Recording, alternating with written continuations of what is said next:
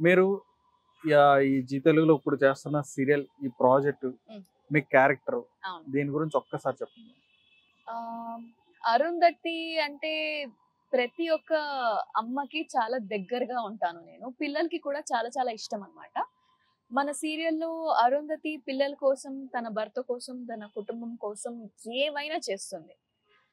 అనుకోకుండా చనిపోవడం వల్ల తను పైకి వెళ్ళకుండా చిత్రగుప్తకి కొంచెం మోసం చేసి ఆ అంగుళికంని దోచుకొని తన ఇంటి చుట్టూ ఉంటూ ఏది ఎవరికి ప్రాబ్లమ్ జరగకుండా చూసుకోవడానికి ప్రయత్నిస్తుంది.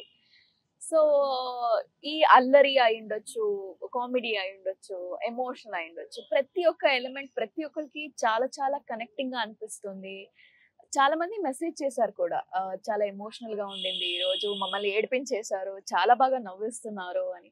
ఈ ఆల్ ఈ మిక్స్డ్ ఎలిమెంట్ వచ్చేసి ఒక వెజిటేరియన్ అయ్యుండొచ్చు, నాన్ వెజిటేరియన్ అయ్యుండొచ్చు. వాళ్ళకి ఇచ్చిన ఒక స్పెషల్ ప్లాటర్ అయ్యుండొచ్చు. అట్లా ఉందన్నమాట.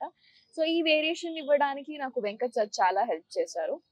ముందు ముందు ఎంత హైపర్ గా చేసినా లేదు సరిపోవట్లేదు అంటే, అమ్మ నేను ఇంత హైపర్ గా ఉన్నాను ఇంకా సరిపోవట్లేదు ఏంటి అంటే, నేను ఎపిసోడ్ చూసినప్పుడే నాకు అర్థమైంది సార్ చెప్తున్న ఎలిమెంట్ ఏంటి అని. సో ఇప్పుడు ఆయన చెప్తూ ఉంటే I get to know okay fine ఇంకా బాగా చేయాలి, ఇంకా న్యాచురల్ గా చేయాలి అని. So I should thank him. And మీ- నా మీరు క్యారెక్టర్ ఇంత దగ్గరగా ఉంది అంటే it's because all of his effort. మీరు చెప్పిన సింగిల్ కట్ లోనే నిండు నూరేళ్ళ సావాసం వచ్చేసింది. కరెక్ట్. ఎందుకంటే మీరు సీరియల్ మొత్తం కూడా ఒక సింగిల్ టేక్ లో చెప్పేశారు. యా అంటే చూసిన వాళ్ళకి బోర్ కొట్టకుండా ఇమీడియట్ గా తెలిసిపోవాలని చెప్పి అవును. చెప్పేశాను. చాలా మంది మీరు మీరు కనిపించాలని కూడా చాలా మంది చూస్తూ ఉంటారు. ఆహా, ఎస్పెషల్లీ మా ఇంట్లో అయితే మాత్రం ఖచ్చితంగా అవును. ఓకే జీ తెలుగు ఫేవరెట్స్ అందరూ కూడా ఓకే. మా అమ్మమ్మ గానించి మా మమ్మీ గానించి అట్లా మా పెద్దమ్మ వాళ్ళు వీళ్ళందరూ నేను కూడా ప్రతి ఒక్కరిని అడిగానని చెప్పండి పేరు పేరున. ఎన్ని ఖచ్చితంగా. కిలోలు కని మాత్రం అడగకండి. సో అందరికి నమస్కారం. ప్రతి ఒక్కరికి thank you so much for this wonderful introduction. I'm loving being Arundhati అది చెప్పొచ్చు. ఓకే. పల్లవి గారు, హా. మీరు వచ్చేటప్పటికి ఉమ్. అసలు ఫస్ట్ ఈ తెలుగు ఇండస్ట్రీకి రావడానికి యాక్చువల్ గా మీరైతే కన్నడ, అవును, నా ఖచ్చితంగా మాతృభాష కన్నడ. కన్నడ. ఆ. మీరు ఈ తెలుగు ఇండస్ట్రీలోకి ఎప్పుడు వచ్చారు, అసలు ఎలా వచ్చారో కూడా చెప్పండి. చాలా సంవత్సరాల ముందు నేను కన్నడలో అప్పుడే ఒక సీరియల్ స్టార్ట్ చేశాను యాక్ట్ చేయడం. నాకు శ్రీనివాస్ సార్ అని ఆ సీరియల్ తరఫు నుంచి తెలుసు. ఆయన మేనేజర్, కాస్టింగ్ డైరెక్టర్ అండ్ చాలా పనులు చేస్తూ ఉంటారన్నమాట. ఆయన నాకు చెప్పారు ఇలా పసుపు కుంకుమ అనే సీరియల్ కి ఆడిషన్ జరుగుతుంది, మీరు ట్రై చేస్తారంటే నేను అమ్మ బాబోయ్ నాకు లాంగ్వేజ్ తెలీదు, ఏం చెప్తారో అర్థం కాదు, తెలియకపోతే ఎలా యాక్ట్ చేయడం నాకు చాలా కష్టంగా ఉంటుంది అంటే, లేదు ఒకసారి ట్రై చేయండి అంటే. ఆడిషన్ స్టార్ట్ అయ్యి ఆల్రెడీ 2 days అయిపోయింది. లాస్ట్ ఆడిషన్ ఇచ్చింది నేనే. సో సెలెక్ట్ ఆహా. అయింది కూడా నేను. ఈ సబ్జెక్ట్ సేమ్ కన్నడలో ఉండింది అనమాట. సో స్టోరీ గురించి నాకు కొంచెం క్లారిటీ ఉండింది. ఉంటుంది. కొద్దిగా మాట్లాడుతూ ఉన్నప్పుడు నాకు అర్థమైంది కన్నడ అండ్ తెలుగు చాలా దగ్గరగా ఉంది అని. కానీ నా ఫ్రెండ్స్ గానీ నా ఫార్ రిలేటివ్స్ గానీ ఎవరు కన్నడ తప్పితే వేరే లాంగ్వేజ్ మాట్లాడేవారు కాదు. స్కూల్లో కాలేజెస్ లో ఇంగ్లీష్, హిందీ అదే ఎక్కువ ఉండేది. ఇక్కడికి వచ్చాక నేను నేర్చుకోవాల్సి వచ్చింది. అది ఎవరో ఏడిపిస్తే అది కసిగా తీసుకొని పట్టుదలతో 18 రోజుల్లో నేర్చుకున్నాను అనమాట. వామ్మో, 18 days లో తెలుగు అంటే ఎవరితో అంటే నాతో పాటు ఎప్పుడు అమ్మ వస్తారు. ఈసారి మాత్రమే అమ్మ రాలేదు, నాన్నకి కొంచెం హెల్త్ బాగాలేదు కాబట్టి. ఆహాహాహా. వచ్చిన ప్రతిసారి నేను అమ్మతో కన్నడలో మాట్లాడేదాన్ని. వేరే వాళ్ళతో I was trying very hard. Okay ఇప్పుడు ప్రత్యేకంగా నేను రోజు ఒక పదం నేర్చుకోవాలి అని చెప్పి నేర్చుకునేదాన్ని. వామ్మో, పద్యాలు Yeah. పద్యాల పదమా, ప్రతి ఒక్క రోజు ఒక పదం, ఒక వర్డ్ Mm. వర్డ్ నేర్చుకోవాలని చెప్పని డిసైడ్ అయ్యారు. Yeah. అట్లా తెలుగు నేర్చుకున్నాం. Yeah. సూపర్, మాకన్నా బాగా మాట్లాడుతున్నారు మేడం మీరు. అంటే మేబీ కాన్సన్ట్రేషన్ అంత ఉందేమో మరి నేర్చుకోవాలని. గాడ్స్ గిఫ్ట్ అనుకోవచ్చు. మేబీ ఎందుకంటే అక్కడి నుంచి వచ్చి ఇక్కడ ఇట్లా Huh. చాలా గ్రేట్ అది. Yeah. అంటే ఇప్పుడు మీరు ఇక్కడ తెలుగులోకి వచ్చిన సీరియల్స్ లోకి ఇందులోకి రావడానికన్నా ముందు మీరు కన్నడలో కూడా ఏమైనా యాక్ట్ చేశారా? చేశాను. ఆహాహా. ఆల్మోస్ట్ నా ఫస్ట్ సీరియల్ టైంలో నన్ను పిలిస్తే అప్పుడు నేను ఇటు వచ్చాను పసుపు కుంకుమ చేయడానికి. ఆహాహాహా. అది అయిపోయాక నేను సావిత్రి అనే సీరియల్ అవును, చేశాను, సావిత్రి. చదరంగం అనే సీరియల్ కూడా చేశాను. అది అయ్యాక బ్యాక్ టు జీ తెలుగు. ఈ మధ్య ఎందుకు గ్యాప్ వచ్చింది అంటే I was working in Malayalam.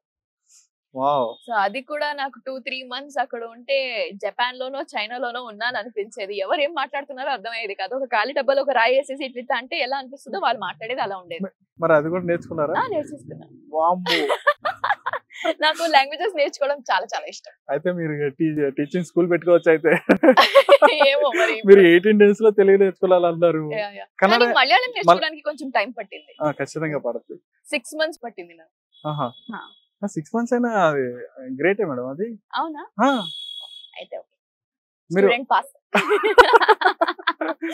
Super. Me schooling గానీ కాలేజ్ గానీ ఎట్లా ఉండేది? మొత్తం నేను పుట్టింది, పెరిగింది, చదివింది ఆల్మోస్ట్ నా childhood and my present days are from Bengaluru. నేను బెంగళూరు అమ్మాయిని. సో అక్కడి నుంచి ఇక్కడికి వచ్చాక నాకు ఒక పేరు కూడా పెట్టారు, బెంగళూరు బెడగి అని. అంటే బెడగి అంటే బ్యూటిఫుల్ గర్ల్. బెంగళూరు బెడగి. Girl from girl from Bengaluru. So నా ఇన్స్టాగ్రామ్ బయోలో అది ఒకటి ఉంటుంది, బెంగళూరు బెడగి. కానీ అది కన్నడలో ఉంటుంది. అది కన్నడ అంటే మీరు ఇప్పుడు చెప్పింది కన్నడ వర్డేనా? బెంగళూరు బెడగి. బెడగి. అందగత్తె లేదంటే సుందరి అలా అన్నమాట. Okay okay. సో ఆ టైటిల్ వచ్చింది నాకు ఇక్కడ. అవునా? అయితే ఇప్పుడు మీ కాలేజ్ లో ఎట్లా ఉండేది అంటే ఇప్పుడు మీరైతే చాలా సాఫ్ట్ గా కనిపిస్తారు. ఇప్పుడు సీరియల్స్ లో మీ అన్ని క్యారెక్టర్స్ అన్ని కూడా చాలా కూల్ అండ్ కామ్ గా ఉంటాయి.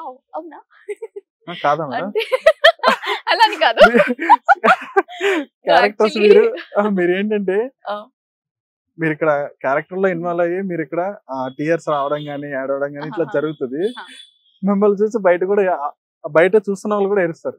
ఓ మేబీ అవును, ఆ కనెక్టివిటీ అయితే ఖచ్చితంగా ఉంది ఆడియన్స్ తో పాటు.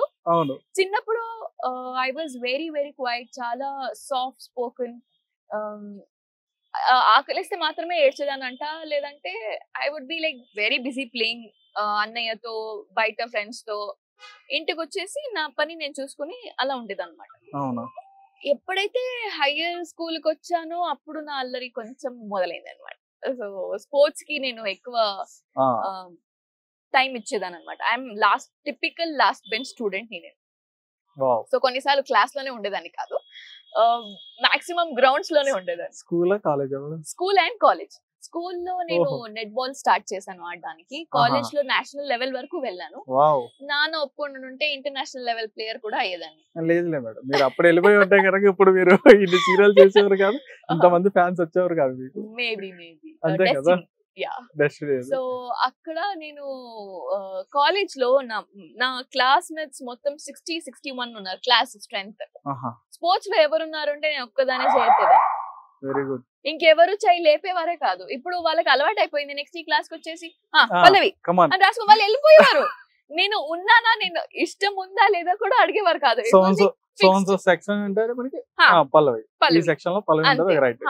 రాసుకొని వెళ్ళిపోయేవారు. సో నెక్స్ట్ ఏమైంది, నా హెల్త్ ఇష్యూస్ వల్ల 9th స్టాండర్డ్ లో నాకు స్పోర్ట్స్ ఛాంపియన్షిప్ కప్ మిస్ అయింది. అయ్యో ఆ రోజు నాకు ఫీవర్ రాకుండా ఉంటుంటే బాగుండేది కదా అనుకున్నాను. 2 days ముందు నాకు ఫీవర్ వచ్చింది. So I had to stay back at home. నేను వెళ్ళి వస్తాను అంటే అమ్మ ఒప్పుకోలేదు. గమ్మని ఉంటావా ఇంట్లో అని తిట్టారు. ఇంకా తప్పక ఇప్పుడైతే మమ్మీ వస్తాను అని వెళ్ళిపోయేదాన్ని, కానీ అప్పుడు ఛాన్స్ లేదు కదా. సైలెంట్ గా గుడ్ గర్ల్ లాగా ఇంట్లో.